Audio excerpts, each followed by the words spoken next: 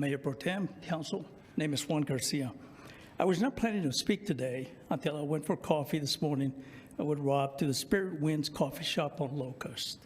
I noticed a completely boarded up front door and 2 bullet-riddled windows. I spoke to the manager, and she indicated that this is the 3rd hit in about 6 months. The last happened this weekend, about $6,000 to $10,000 worth of damage.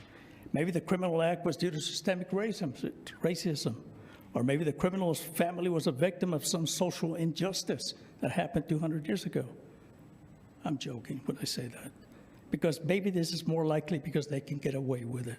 It's the same old story, just a different day, a different victim, same thing, nothing changes. Another report, and they too become a member of the forgotten victims. The glass replacement business must be booming in Las Cruces due to the number of windows and doors being replaced in small businesses victims of attacks. The council blames the courts, and the courts blame the legislature. The legislature could have acted this last session, but instead, and the blame starts all over again. And in the meantime, the victims pile up. I'd like to thank Councilor Bencomo, Graham, Flores, and Gandara for always engaging on issues. I appreciate that.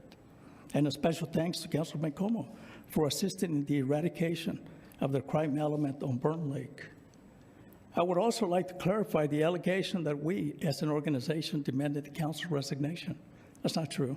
It is up to the voters to determine if they're happy with those running for election or re-election.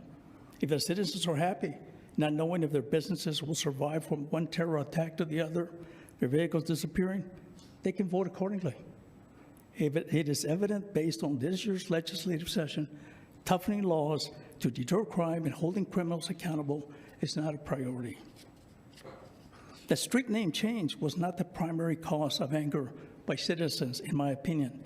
It is comments like those by one of our councilors where she indicated that the idea of inconveniences is pretty appalling.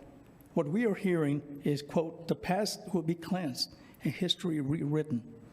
We have a monolithic progressive council with a tremendous amount of power that is going to act in order to force social justice. In January, I was a victim of a hit and run, vehicle totaled, and myself, my lower back was injured. I did some public information requests, and there was an indication that there had been 936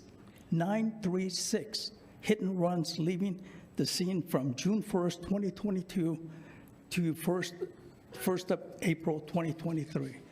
That's 10 months, 93 per month, or 3 a day. 3 hit and runs daily in Las Cruces.